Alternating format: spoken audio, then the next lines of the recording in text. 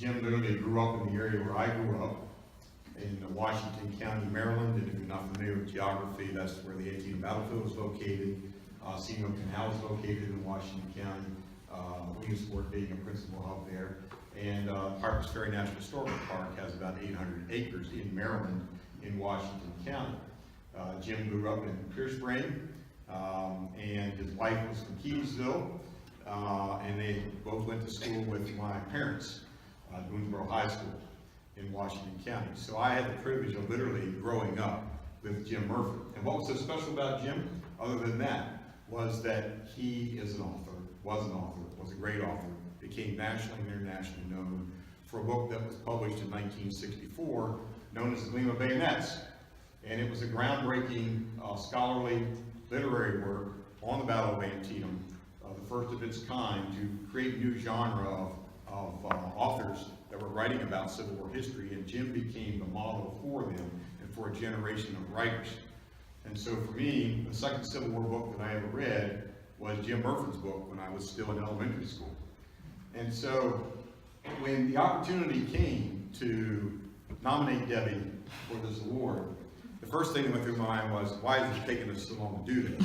But Debbie retired after 36 years as the executive director of the Harpers Ferry Historical Association, and we thought, well, we will not have another chance.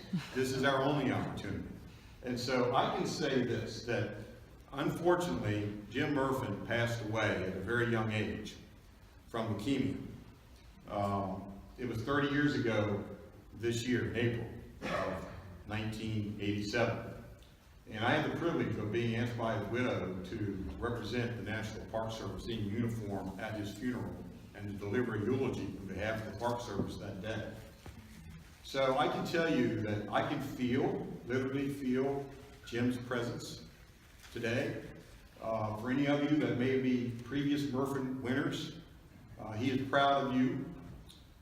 But what was interesting about Jim is that the social media of Jim's day was the associations. Because the people that came to your parks, to our parks, visited with us at our parks, went on the ranger tour, had the experience on the trails, came into the visitor center. All those people, millions and millions of people, when they left that park, they had the experience forever. But what Jim wanted them to do was have something more than the experience. He wanted to have something that they could take home with them that would be in their library forever, that their kids could read, their neighbors could experience. And that became the publications program. And so Jim really understood outreach. And he really was responsible in many respects for developing the very first strong partnership program, other than the National Parks Conservation Association, that the Park Service had through the associations. And so he was dynamic, he was brilliant, he was compassionate, he cared about you and the associations. He gave literally every breath he had to make associations all across the country successful. But we were lucky at Harpers Ferry because his office was at the Mallet Training Center. We could see him every day. We could have lunch with him any day. And we were able to take great advantage of Jim's physical presence.